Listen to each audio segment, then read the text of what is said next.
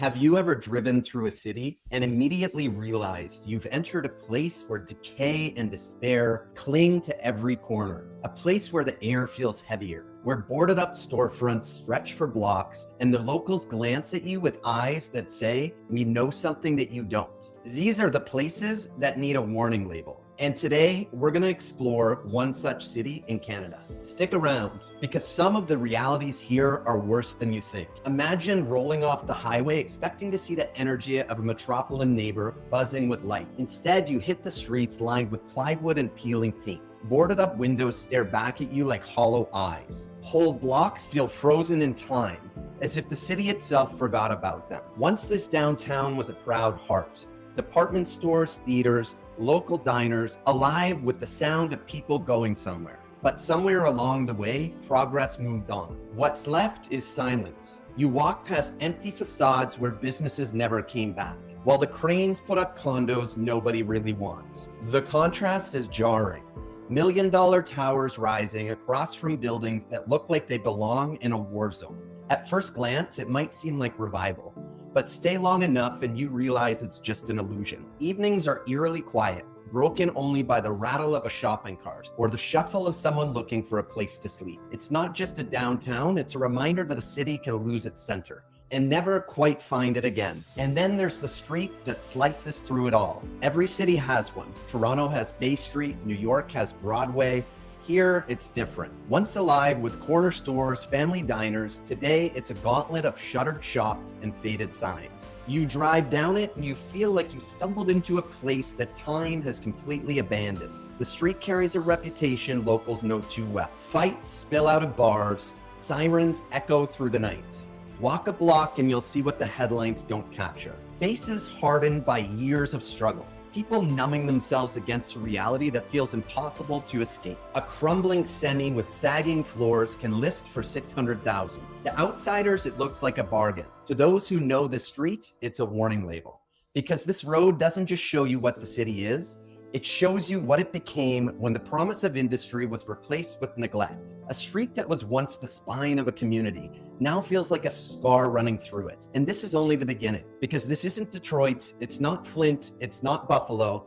This is Hamilton, Ontario, 2025. If you live here and you want out, grab my free seller guide right now. The link's in the description. Now back to it. Step outside the core and the image only gets darker. Parks that once held soccer games, farmers markets, and weekend festivals are now crowded with tents. Blue tarps stretched between the trees. Shopping carts piled high with belongings. Cardboard signs leaning against the lampposts. At night, the glow isn't from the streetlights, it's from the campfires burning in the open air. Beasley, Woodlands, or Park, these are no longer community spaces, they're survival zones. Parents pull their kids away from playgrounds, joggers change routes, and the rest of the city just looks down, pretending not to see it. But you can't unsee it. The opioid wave has torn straight through Hamilton, and it shows on every corner. Sirens cut through the night, not chasing criminals, but rushing to the next overdose. Public benches no longer places to rest, they're beds. Bus shelters double as bedrooms, library steps as a makeshift hospital. This isn't poverty tucked away out of sight, it's poverty on full display, and it's here to stay. Now step back and look at what the same city is selling. Tower cranes in the sky, billboards promising modern urban living, condos and townhouses advertised as if they're the gateway to a better life. But the truth?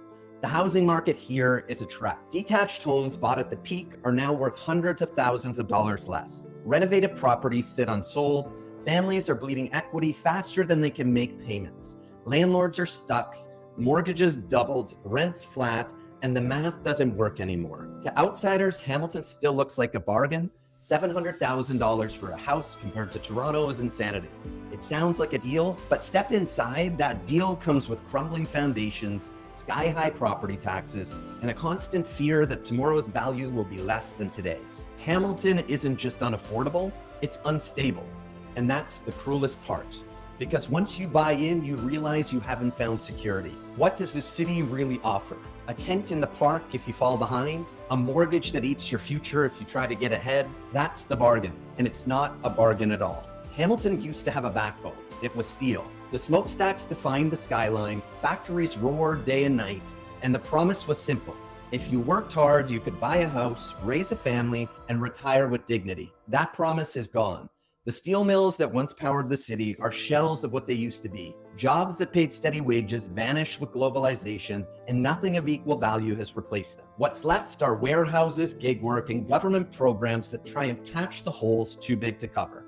You can feel it in the air. The pride of being in the hammer has been replaced with a shrug, a bitterness, a sense that the best years are behind it. And when the jobs went, the services crumbled too. Hamilton's property tax is among the highest in Ontario. But what do you get for it? Garbage collection delayed, streets riddled with potholes, a transit system that lurches forward, promising an LRT that feels like it's been coming soon for decades, hospitals bursting at the seams, emergency rooms packed for hours, families waiting half a day just to see a doctor. Pay more, get less.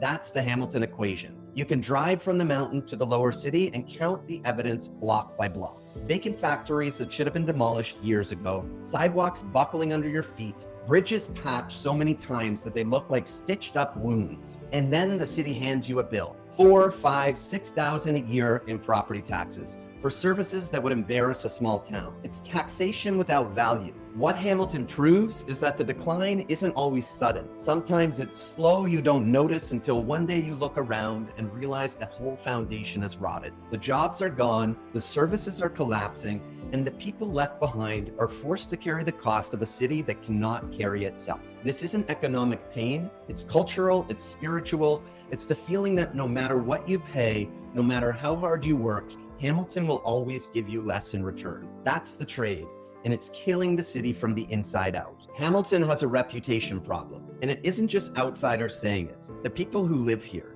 For decades, this was the hammer. The city of workers, the engine of Canadian industry. Ask 10 people what Hamilton is, and you'll get 10 different answers. A suburb of Toronto, a commuter town, a dump, a punchline. The pride that once held this place together has been chipped away, block by block, until what's left feels more like an identity crisis than a city. Walk through downtown and you don't hear ambition, you hear resignation. People saying, it is what it is. That's how you know decline has taken root. When people stop fighting, when survival replaces growth, when the whole city forgets what it is supposed to be. And yet, look at the skyline from the highway, and you might think Hamilton is thriving. Condo towers rising, cranes swinging, the illusion of progress in the distance. But the truth lives at the street level. It lives in the boarded up storefronts on King and Barton. It lives in the tents at Gage Park. It lives in the long line at the hospital. It lives in the frustration of the family who pays more every year and gets less in return. Hamilton doesn't need a marketing slogan. It needs a warning label. Because what this city shows you is how fast a place can collapse when leadership fails, when service rots, when affordability becomes a lie. This isn't just a local story, it's a national one.